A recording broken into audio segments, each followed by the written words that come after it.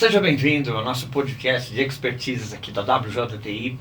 Trouxemos aqui personalidades que vão estar levando para você um resumo daquilo que vivemos nos últimos 30 anos. Pessoas que viveram experiências dentro da área de tecnologia e que trouxe para você aqui desafios que precisam ser obstáculos vencidos e histórias que vão alegrar a nossa tarde com um bom café mineiro, um bom pão de queijo e vai trazer para a gente um papo descontraído para a gente saber como lidar com os novos desafios e o que temos pela frente.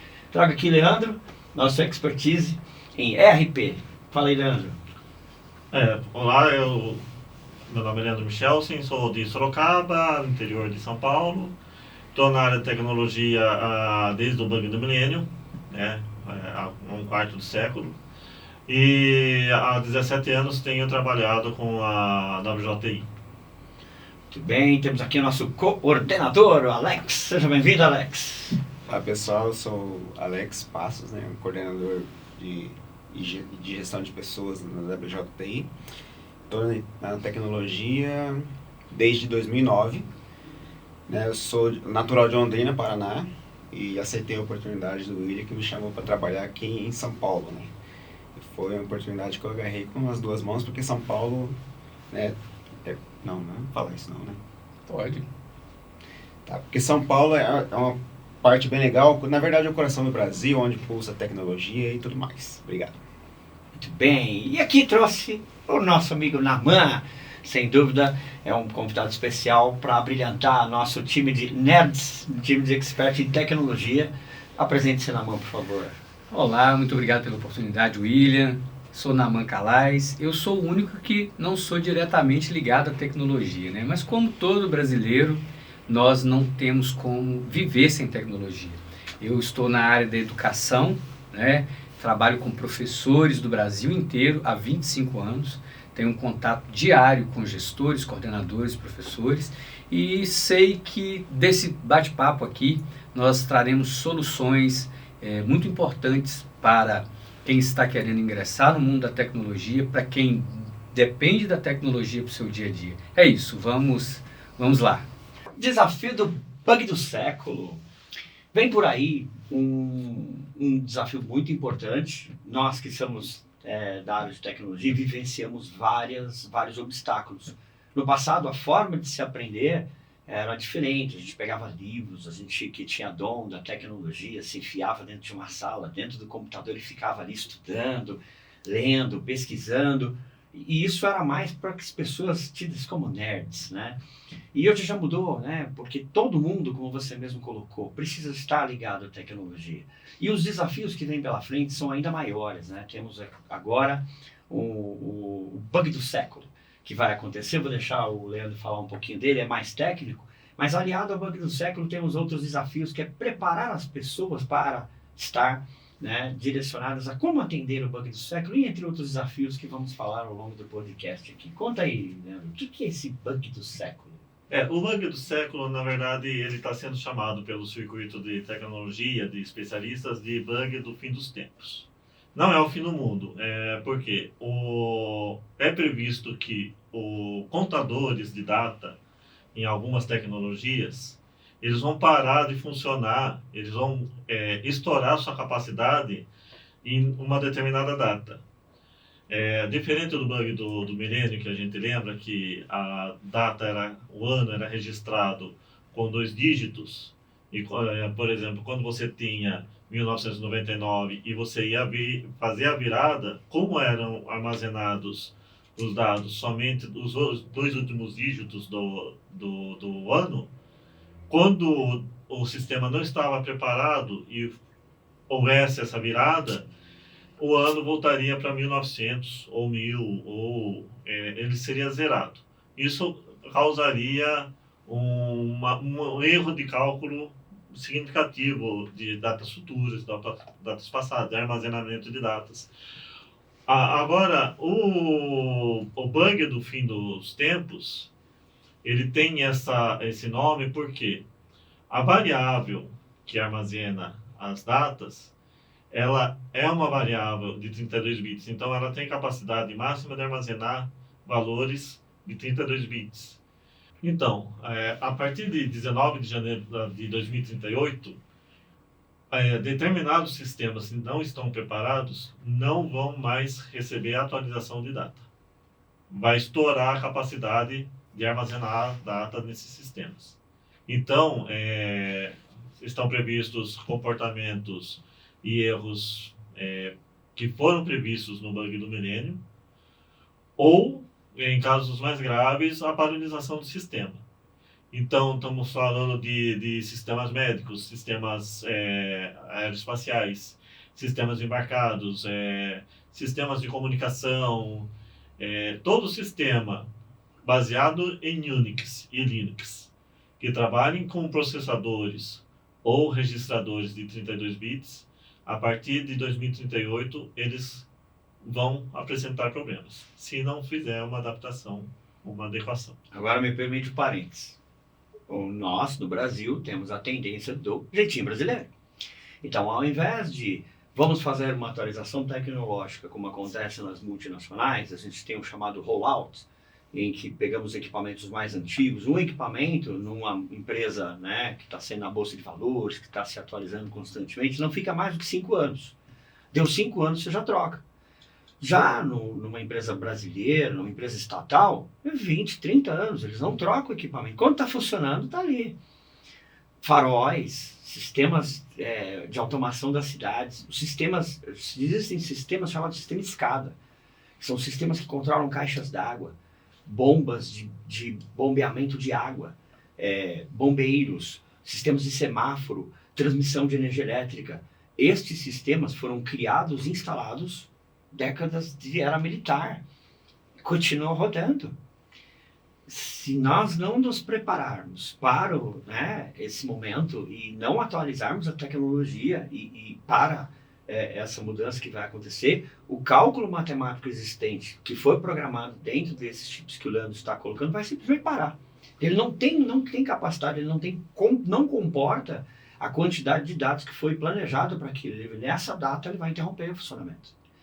Por isso a importância de prepararmos uma quantidade suficiente de pessoas que vão saber do problema e atuar, porque você vai ter sistemas de faróis parando, sistemas médicos parando, sistemas de transmissão de água parando, transmissão de energia elétrica parando em todas as cidades brasileiras. Houve uma certa época que as empresas eram estatais. Elas foram privatizadas, mas muitos dos sistemas acabaram sendo mantidos. Você vê sistemas antigos ainda, centrais telefônicas que a gente conhece, que continua sendo aquela central antiga que ninguém quer pôr a mão, né? Não se atualiza e fica a coisa antiga. Então há uma necessidade de prepararmos tanto pessoas que vão saber do problema, quanto capacitar tecnicamente, quanto perder o medo. Poxa, vamos avançar, né? Vamos evoluir, vamos ir para o novo tempo, né? As coisas são as mesmas. Só precisamos mudar um pouco a nossa perspectiva para se adaptar. Continua, Leandro. Leve em consideração que sistemas baseados em Unix e Linux, eles são sistemas preparados para rodar décadas sem paralisação. Temos sistemas bancários que foram desenvolvidos em COBOL e funcionam ainda até hoje. Exato. Temos os aplicativos do celular, mas por trás do sistema bancário, eventualmente podemos ter um contador de datas que ainda está desatualizado. Então, o grande desafio para esse momento são esses sistemas que rodam, ninguém precisa se preocupar com eles, são estáveis e estão esquecidos. Não recebem manutenção porque não precisam, ou requer pouca manutenção. Então, a grande problemática é mundial. Primeiro tem que ter um levantamento, um inventário de todos os sistemas que estão sendo afetados, que podem estar vulneráveis, um estudo individualizado de cada tecnologia e um plano de ação para cada equipamento. Vai te surpreender. Recursos tecnológicos, como por exemplo um simples abrir de portão.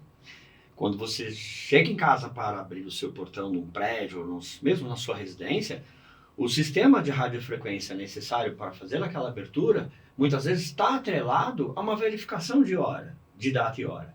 Aquele cálculo de data e hora, se ele estiver atrelado a uma placa que é antiga, ele vai fazer o cálculo para ver, pode abrir nesse horário? Não vai ter mais aquele cálculo pela restrição, você não consegue abrir a porta de casa. Vocês estão me colocando preocupados. Vocês estão me colocando preocupados. Mas eu acho que a ideia é essa.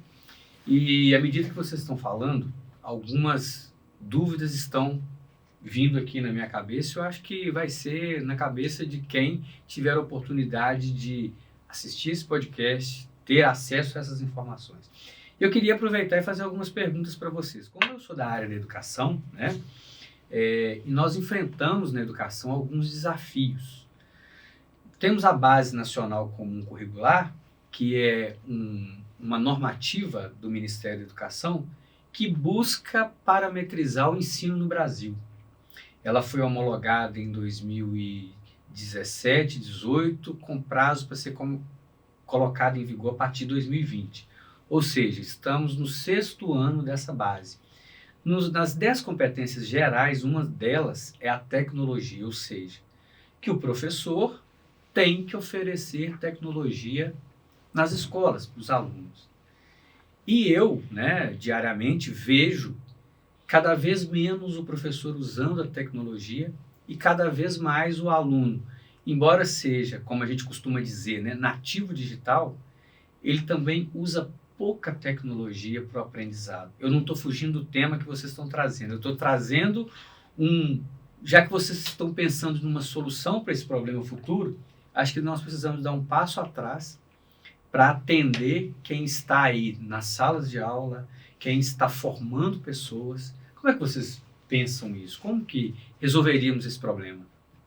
Tem tudo a ver, sem dúvida nenhuma, o preparo dessa nova geração dos alunos para os novos desafios vai permitir com que, nós andarmos pela rua, o farol vai funcionar. Nós vamos ser beneficiados por alunos melhores preparados, por profissionais melhores preparados. Então, quanto mais os alunos entregues pelos professores souberem pilotar, souberem administrar os recursos tecnológicos disponíveis, melhor vão ser os serviços públicos, nas lojas, imaginem andar pelas ruas e ter problemas nos recursos simples, como, por exemplo, os faróis em pane. Então, ao passo que, se nós, como sociedade, entendermos que precisamos estar antenados aos desafios e vamos ficar velhinhos, nós vamos envelhecer. Precisamos que nossos filhos, os nossos sobrinhos, nossa próxima geração, porque um dos conceitos que eu creio sendo como sucesso é ter a quem suceder. É nós ensinarmos a nossa próxima geração. Porque nós vamos envelhecer. Quem vai cuidar da gente quando tivermos mais idade? Quem vai cuidar do farol? Quem vai cuidar da tecnologia? Hoje a gente cuida da TI. Hoje nós estamos por trás dos bastidores, cuidando dos sistemas, dos recursos, dos hardwares, dos data centers, dos servidores, que é o que a gente faz. E quando a gente ficar velho, quem vai fazer? E aí entra justamente essa questão do professor ter a necessidade de, primeiro, perder o receio, poxa, eu preciso transmitir ao meu aluno para que ele esteja preparado para os novos desafios. Senão ele mesmo vai ser vítima de alguém que não sabe lidar com algo que ele precisa. Não seja num posto de saúde, seja no andar pelas ruas, seja no policial que vai precisar da tecnologia. Então a segurança, a saúde e o transporte necessariamente vai acabar sendo afetada pelo uso tecnológico, E ao passo que o professor, tendo essa perspectiva, essa necessidade, ou melhor, essa visão de que, poxa, eu preciso transmitir, não conhecimento técnico, mas talvez o aprender a aprender. A dinâmica do brilhante, que seria o despertar da curiosidade. Como você abriu aqui, uau, você está me deixando com medo. Talvez seria melhor você está me deixando curioso. Uhum. Porque você pode ver um copo desse meio cheio ou meio vazio, Como aquela máxima que dizem que um vendedor foi enviado para a Índia e ele viu que ninguém usava chinelo por lá. Ele liga para o Brasil, na Alpargatas, e fala, olha, suspende toda a fabricação de chinelo, porque ninguém usa chinelo aqui. O outro vendedor foi para lá e viu que ninguém usa chinelo. Ele liga para o Brasil e fala, triplica a venda de chinelo, porque ninguém usa chinelo aqui.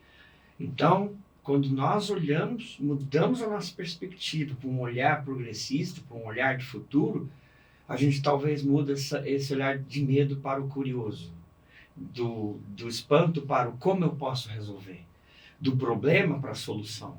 E a gente então, o que eu posso fazer para ajudar? E o professor entra muito brilhantemente nisso. Esse talvez seja o conceito do sucesso, ter a quem suceder, é não ensinar. Eu gosto muito da parábola dos talentos, que você multiplica os talentos, que diz que você tem, se você tem 3 talentos, você vira 6, se você tem 5, vira 10. Porque quando você multiplica seus talentos, sua capacidade, você está expandindo. Mas se você guarda, você enterra o seu talento, você não faz nada com aquilo. E o professor, ele faz isso de uma forma tão brilhante, porque ele pega um talento que às vezes é nato daquele aluno, nasceu, porque você vê que tem gente que nasceu. Eu mesmo diziam que passava 0 em 1 no meu sangue. Não era sangue, era bit byte. Muitos anos, né, as pessoas falam, William, não se entende dessas coisas. Eu sou o tipo do cara que eu chegava perto e fazia assim, ó, tum, tá funcionando. As pessoas ficavam, como que você fez isso? Meio que a gente já nasce, né, com certos dons e talentos, e nem sabe como a gente faz isso, mas faz. Ao passo que algumas pessoas tinham que estudar, né, muitas horas para começar a entender. E o lance do professor é despertar um aluno que já tem o dom e o talento para aquilo, para que ele possa, então, ser a solução. E ele já tem aquilo, que você mesmo já disse, ele já está na era digital, já nasceu com, né? Agora, o professor levando, e aí entra na sua área. Como o professor, então, desperta o melhor daquela pessoa? Ele consegue tirar, espremer, para que aquele aluno, primeiro pegue com medo, né? Inteligência artificial, robótica, Bitcoin, uau, que tudo isso? Em gerações passadas, aconteceu isso em várias áreas da história, né? O carro colocou medo no começo, sem cinto de segurança, aí vieram regras, normas que tornaram o carro mais seguro, a TV colocou medo, o rádio colocou medo, o laser colocou medo, e assim foi. Agora estamos num tempo de inteligência artificial, robótica. Que tem colocado medo também. Sim. William, queria aproveitar e perguntar para vocês o seguinte, você está falando aí da importância que o professor tem nesse processo, e tem mesmo, mas eu queria dar um passo um pouquinho mais atrás, porque o professor hoje, ele tem a tecnologia ao seu dispor, mas a grande maioria dos professores são de uma geração que eles viveram a passagem, né? O surgimento dos primeiros computadores, eles viveram todo esse processo e isso, em grande parte das pessoas, causou uma certa repulsa ao invés de atrair. O professor começou a ver, talvez, que a tecnologia, ao invés de ser, o olhar foi, ao invés de ser uma aliada, como algo que iria dar mais trabalho. Aí eu tenho que entrar com um login, com acesso, então o caminho mais fácil do professor é dizer, isso não funciona, isso não dá certo, né? Então nós precisamos, primeiro, pensar como é que nós vamos preparar esse professor para ele quebrar o que você disse, quebrar esse medo. Como é que vocês pensam a respeito disso? Aqui um pouco da opinião do Alex, que veio do interior. Tem um exemplo bem interessante, porque ele resolveu atravessar essa fronteira.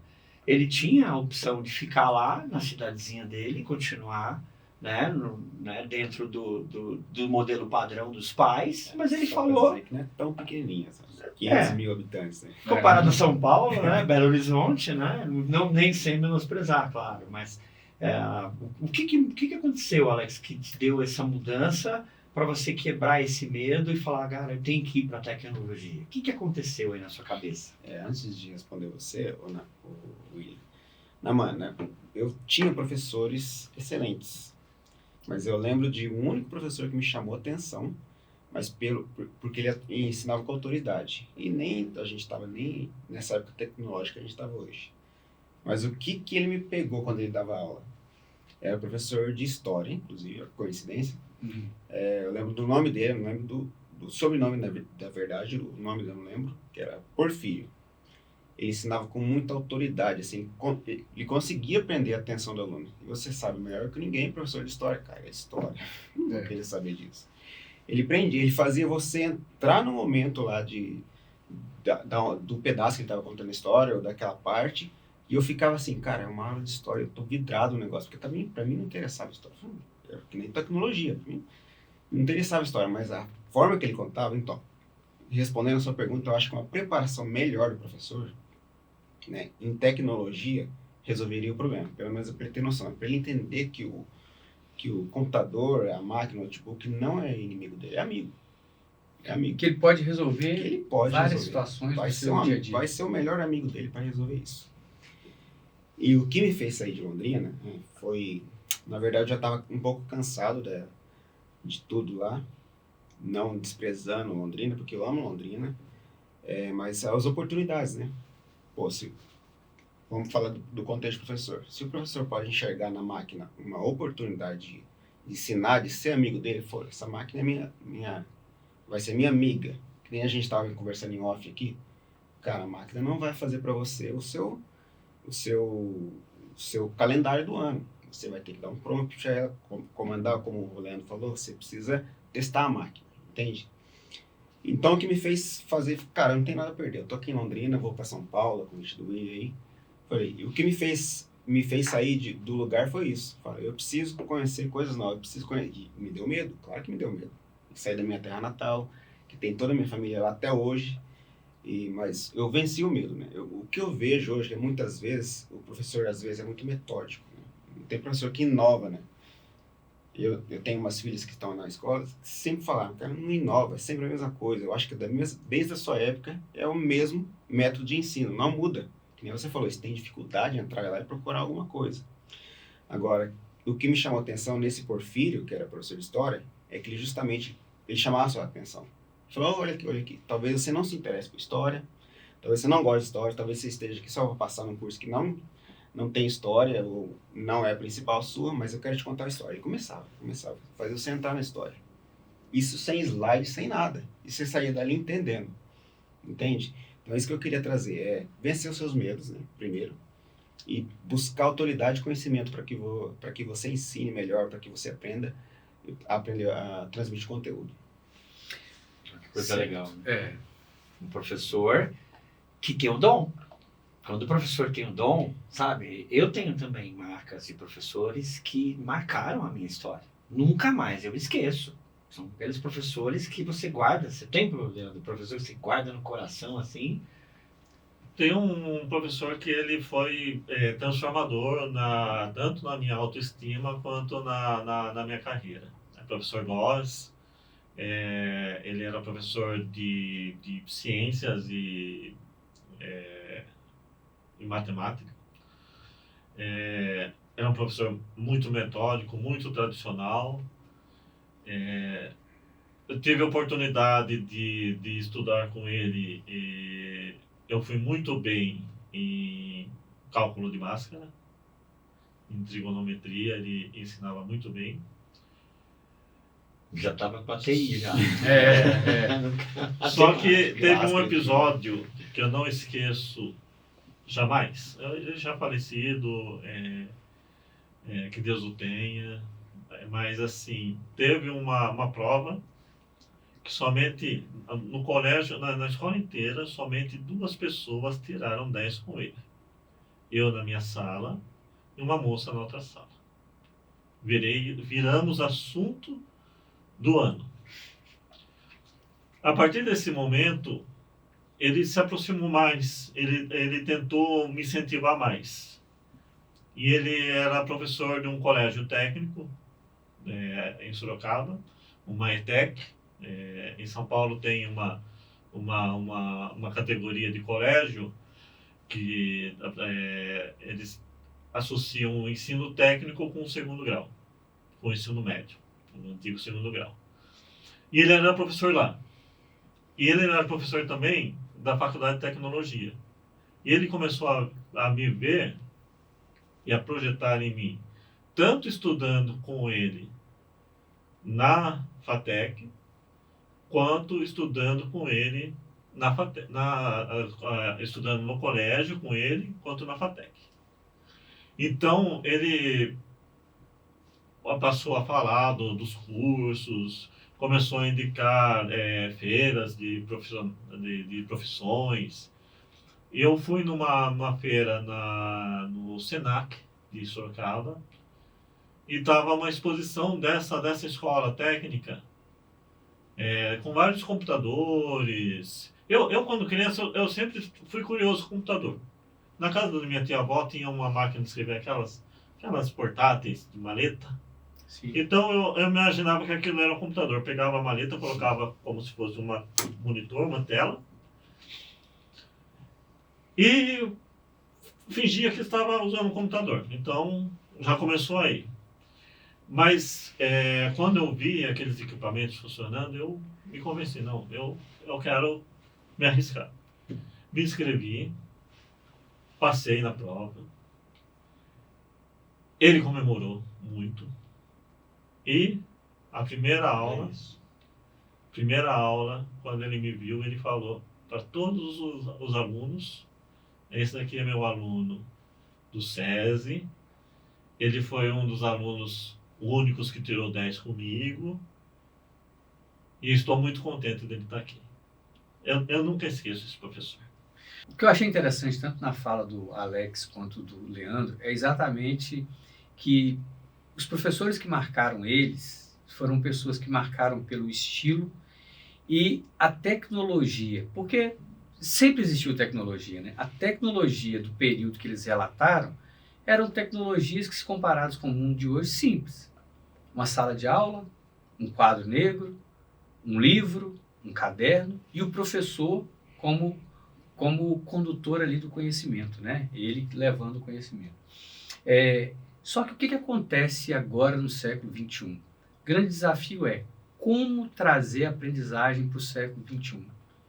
Porque esse professor que marcou a vida do Leandro e o que impactou a vida do Alex, esse tipo de profissional hoje, ele tem dificuldade na sala de aula porque a geração do século XXI que está agora, ela tem uma cabeça um pouco mais à frente, né? O desafio do professor hoje eu preciso passar um conhecimento, mas o meu aluno, ele fica com aquela sensação assim: ele sabe mais tecnologia do que eu. O meu aluno, ele domina mais, então, e isso precisa ser transformado, né? É aí que entra vocês. Como é que vocês podem contribuir, e podem, para esse professor entender e quebrar esse tabu que existe entre ele e a máquina, né? Que ele pode usar a máquina, como você mesmo disse, William.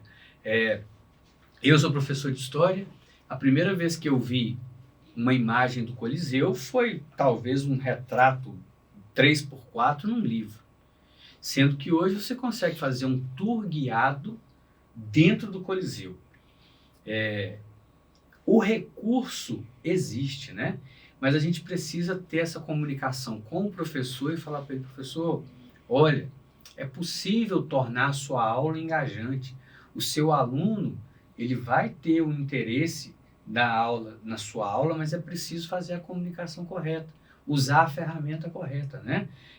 Como apertar um parafuso. Eu tenho que ter a chave correta para apertar o parafuso, senão, se eu pegar qualquer chave, eu não vou apertar esse parafuso.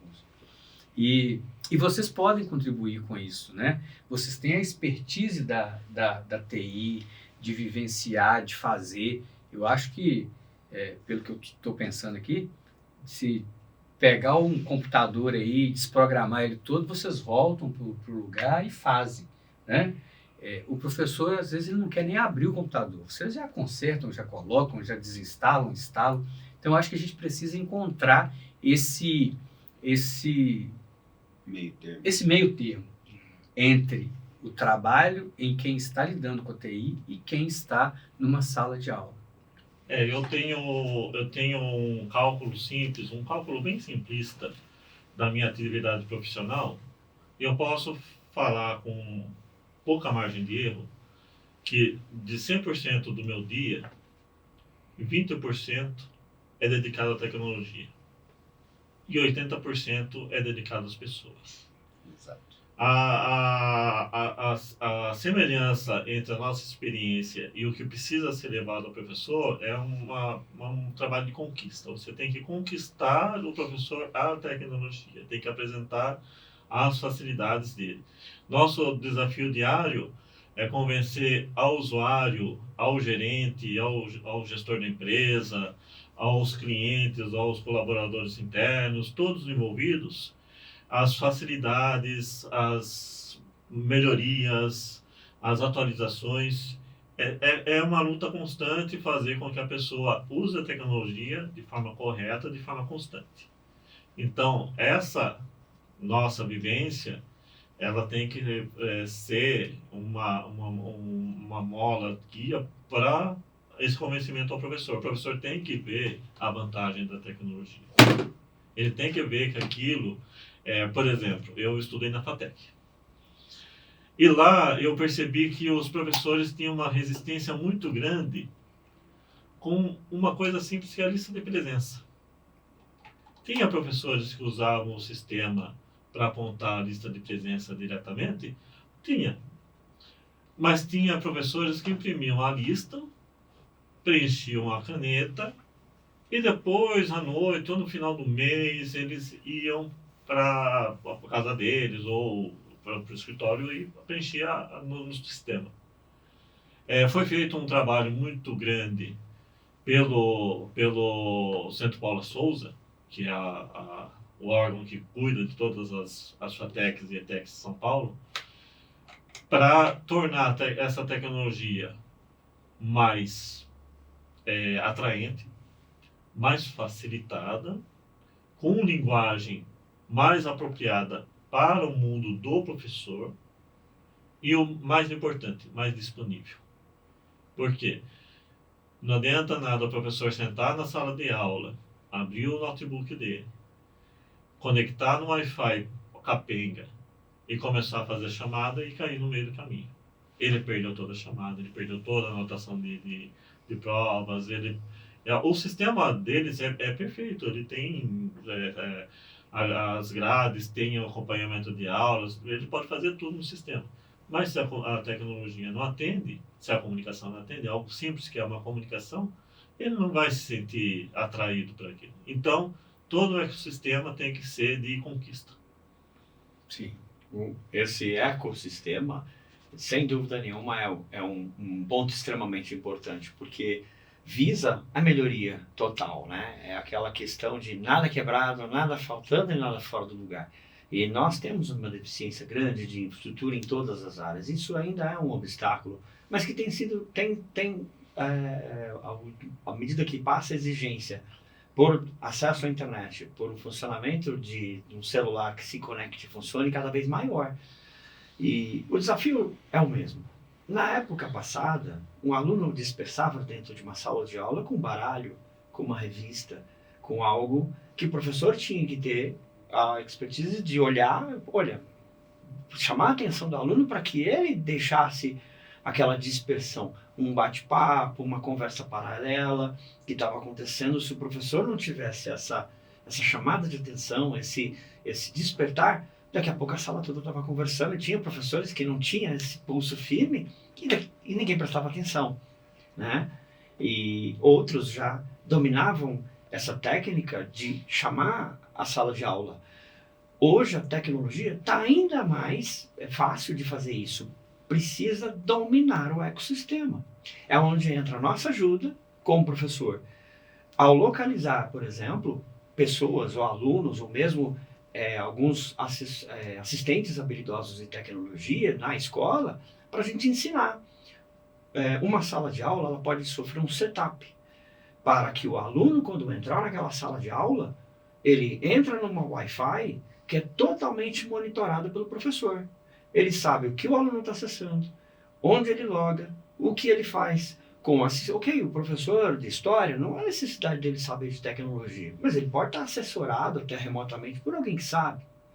E ele então, ao entrar naquela sala de aula, o aluno necessariamente tem que estar logado com uma lista de presença na Wi-Fi da sala. Quando ele estiver logado na Wi-Fi da sala, o conteúdo obrigatoriamente que vai ser oferecido para qualquer coisa que ele tentar digitar vai ser a aula do professor. Então isso é possível. Totalmente. Então o professor, com o uso da tecnologia, dinamiza aquela aula para conduzir o aluno naquilo que ele precisa. Ok, você quer ficar na tela? Agora todo mundo olhando para mim. Vai aparecer o aviso na tela do celular e todo mundo vai ter que olhar para o professor. Porque ele vai mandar na tela do celular e todo mundo vai olhar a mensagem na tela do celular. Totalmente possível. Então, quando o inimigo é forte, junte-se a ele.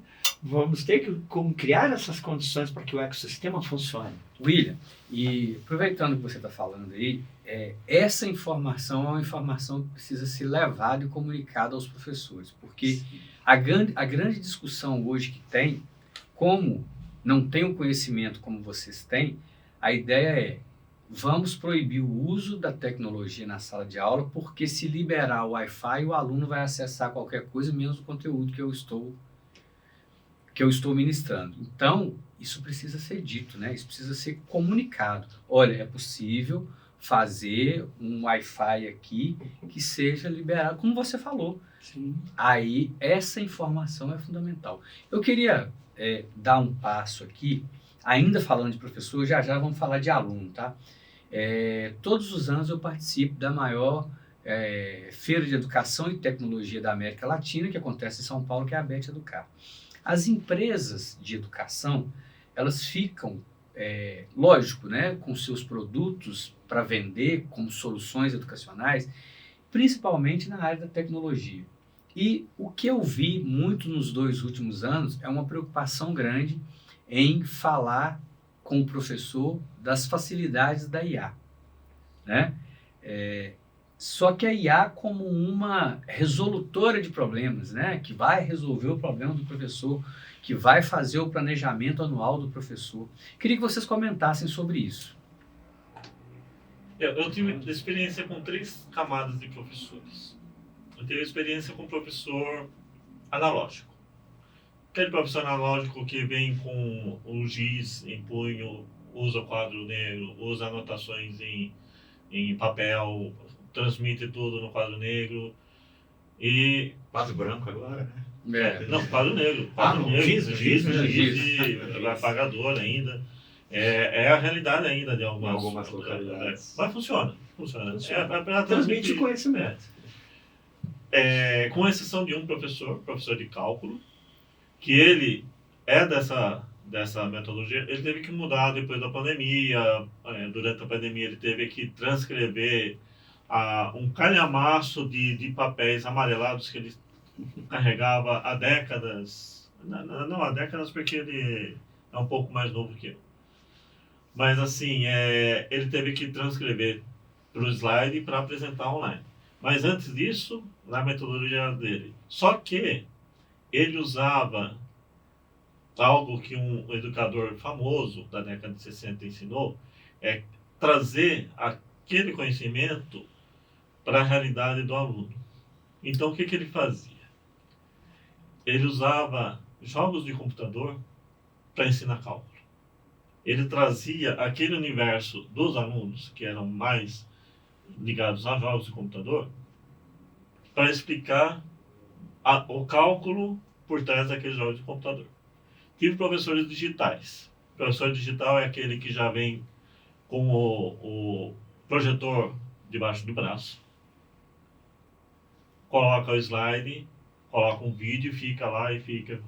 E a prova é digitada, e não sei como ele confere o resultado das notas, como que ele acompanha a evolução do aluno. E esse professor, ele frequentemente é tapeado por resposta de IA, por trabalho copiado, até mesmo por provas que o aluno resgatou o gabarito dele no passado.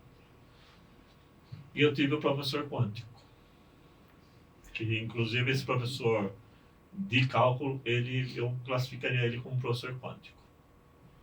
Tudo bem, ele usa mídias tradicionais, mas além dele usar esse universo do aluno para cativá-lo, ele usava técnicas de correção de prova com QR Code. Então, ele já estava bem engajado.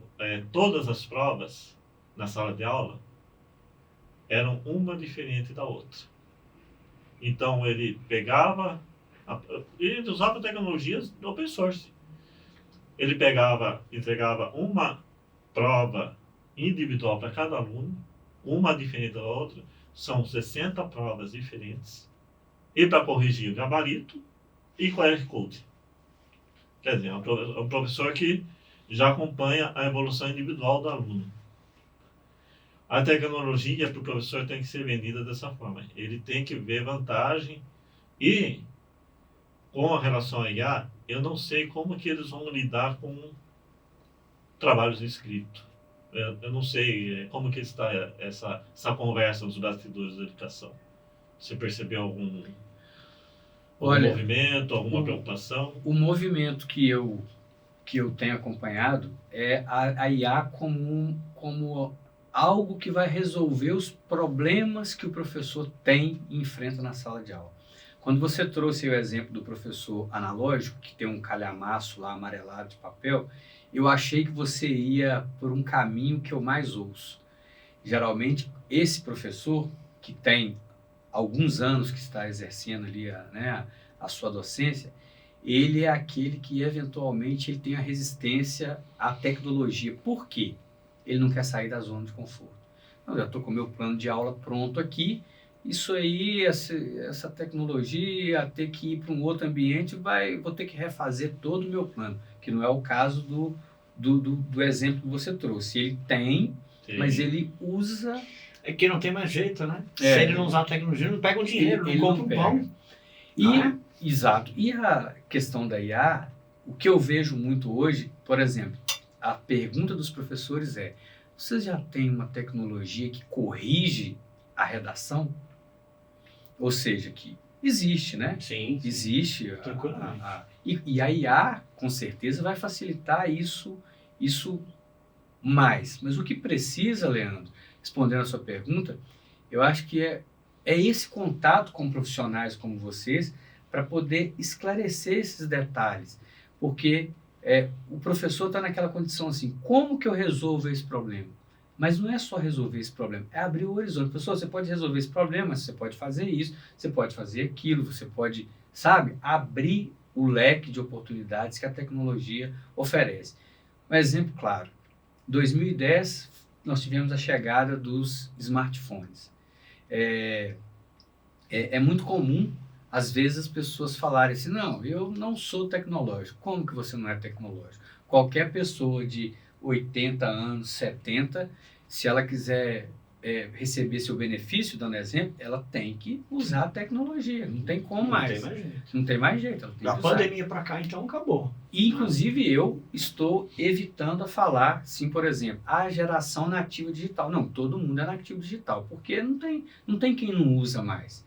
Né? Como é que você tira uma foto? Né? Como é que é? Você pega uma máquina daquela? Não. Com filme, flash, não. Você, como todo mundo, de 0 a 100 anos com o smartphone. Né? Todo mundo usando a tecnologia. Quem é que foi numa agência bancária de nós aqui nos últimos 30 dias? Alguém foi? Nos últimos 60? Nos últimos 17 anos. Quem foi? segurou uma cédula de dinheiro em espécie nos últimos anos? É verdade. Então é uma realidade. E aí, eu queria trazer uma outra proposta que falamos do professor, queria que a gente falasse do aluno, que é uma geração que tem o maior número de informações de todas as gerações. Até bem pouco tempo, eu usava muito dado que em 30 segundos que você estava lendo uma notícia no Google, mais de 100 e tantas mil pesquisas eram feitas em 30 segundos. Eu acho que esse número já está defasado, esse meu dado aí. Mas antes de você entrar como aluno, vamos dar uma pausinha para mais um cafezinho mineiro, mais um pãozinho de queijo e a gente volta já já. Beleza.